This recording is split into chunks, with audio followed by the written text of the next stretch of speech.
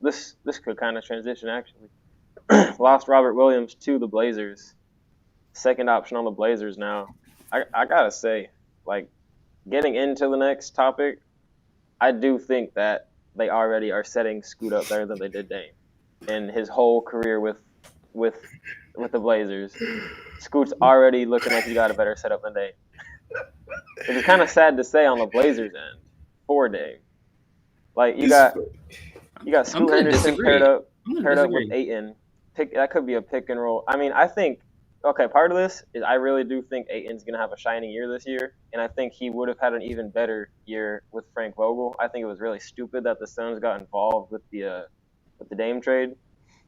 But I feel like Scoot and Ayton, they're both pretty young players. Ayton was a first round pick, and what pick was he? Was a first overall, right? Yeah, first. Yeah, he's shown what he can do in the playoffs. He played really good in the finals run we had, but I feel like he still has to prove a little bit more after the last year or two he's had. Him and Scoot could easily be a top duo in the league. Not top 5, but like they could be up there. Then they got Anthony Simons, Shaedon Sharpe, and Jeremy Grant as their other starting 3. That could easily work out well. And then you got Robert Williams backing up Ayton. So Ayton goes down. You got another hungry center who wants to win and who's very physical down in the paint, who can play defense and could work on his offense, but he can't play offense. And then I feel like they do have a decently deep team for starting to rebuild, but I feel like this team, they're going to already succeed more in the next 3 years than they did with Dame. Dame did take them to a conference finals, though. Like that team with a Farouk Aminu and whoever the other guy was, they had like 2 wings like that, CJ McCollum and Nurkic. Yeah. That was a decent team. I see what you're saying. Like, did they set up Scoot better than Dame? That's funny. I was laughing because like the fact it's a question, and like I had actually think it's kind of sad and it's kind of funny. It is, yeah. But who? All right, so Joel Embiid, Nikola Jokic, and AD, they're like peers, right? Yeah, and then like Sabonis and Bam, they're like kind of like peers. Who do you think is DeAndre Ayton peers? Like Nurkic. Who he's next to? Nurkic. Like as a Suns fan, you watch. Who do you think his peers? I mean, like potential, like for this year or like this when you watched Ayton last year, who do you think he played? Okay, like? Last year. No, or not even just last year. Ayton as a whole, who's his peers? That's honestly a good question. I want to hear what you got first before. Nah, you're Suns fan, right? I want to hear where the Suns fans got. I mean, I can't. I'm kind of blanking right now. I'm trying to think, but it's kind of bum. I mean, like not like this last year. His peers. Coming to the finals year, he was great, but like the last couple years, he's on like Valanciunas, Brook Lopez level, in my opinion. Like he just doesn't play that great. He wasn't dominant enough. Like he doesn't play like him, but he's on that level, in my opinion.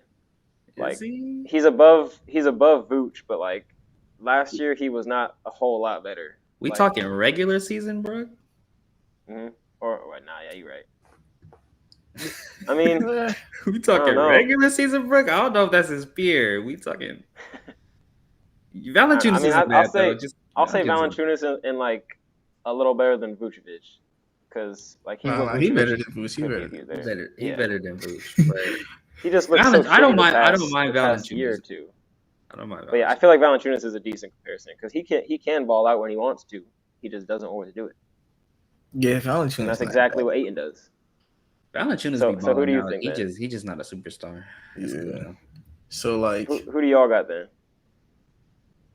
No, I like Valanciunas. That's better than any answer I would have gave. Valanciunas is Valanciunas is better than any answer I would have gave too, bro. I ain't gonna lie. I ain't gonna lie. Offensive, yeah.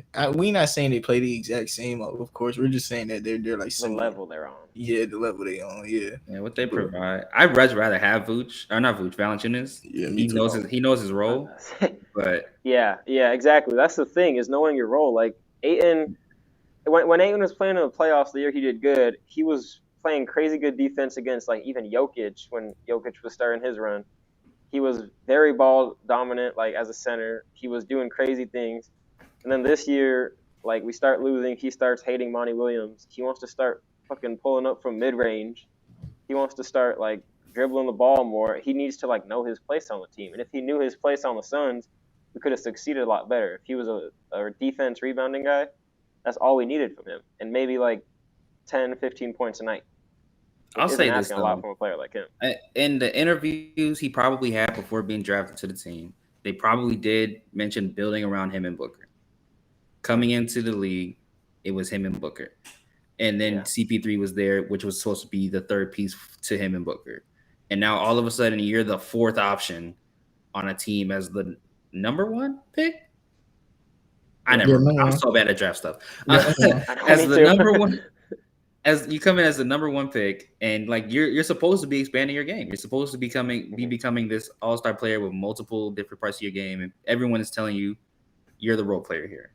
So I can understand why you would be frustrated, why you feel like you're not allowed to be, who you want to be in the league on the Suns. So I hope we see better from him on the Blazers, but I think we will for sure. And like I said, I feel like we could have for sure seen something with him and Frank Vogel, because AD was great on the Pelicans, but Vogel really came in and did honestly change AD's game in my opinion. AD was also a second option and not a fourth. Yeah, that is true. That is very true. But I feel like I was gonna say Ayton could have gotten to the level of third option on the team if he outperformed Beal in his position, but it likely wouldn't have happened. But with the Blazers, I think it could happen. Him and Scoot, it's like what you said, like it's him and Scoot, like it was supposed to be him and Book. And I feel like as long as they don't change that, and as long as he is okay with accepting that, it could happen. Like it could change or it could stay the same. Like if he just knows his role, like you said, he could end up playing good. I think people are overblowing this Scoot team just a little bit. They're forgetting about because I think people think about who the players that Dame had coming into the league, what they became instead of what they were like supposed to be potentially. And the team was actually not bad. It was it was him, LA. It was Will Barton there as well. Year 2, they had gotten CJ. And then I think year 3, they had gotten Nurk. That team was not bad, bro. It was just the players didn't become what they were supposed to become, which is fine. Mm-hmm. But I mean, you could say the same thing for this Blazers team. It's just a lot of potential, which is what we're looking at. Sharp is still improving. You got Simons, he's good. Jeremy Grant is good, but I don't think he's going to stay. You don't think so? I mean, he's a winning player. He's one of those players you move trade deadline for a team that needs him. Yeah. You got DeAndre Ayton, you got Robert Williams. You got a lot of potential. Everybody is if they this, then they'll be this. Yeah, that's completely fair. Honestly, that's true. I like that for a rebuilding team though, because they have a bunch of boomer busts, and if they bust, guess what? You got another high pick. Because Robert Williams, he's either going to be a great player or he's going to be hurt all the time. So get him. Yeah.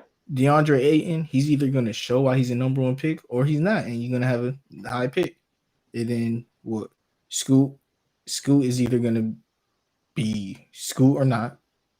And then Simons and Jeremy Grant are like are they your movable pieces? In my opinion, they are. They're your movable pieces. Yeah, Simons and Grant. Grant, I think he is the movable piece. Like I think Grant could have stayed, honestly. Like I feel like if the team does good and he does his part, I feel like he could stay.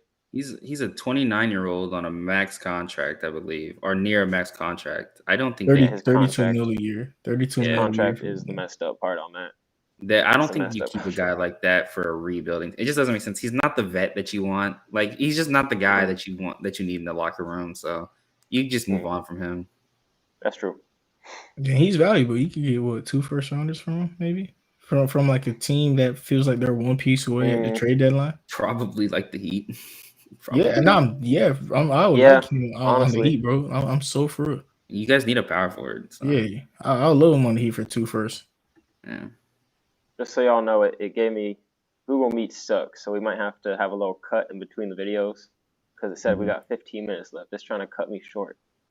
Oh yeah, that used to happen. So we might have to redo the call. So there's a cut at some point in this video, just so y'all know. That's why.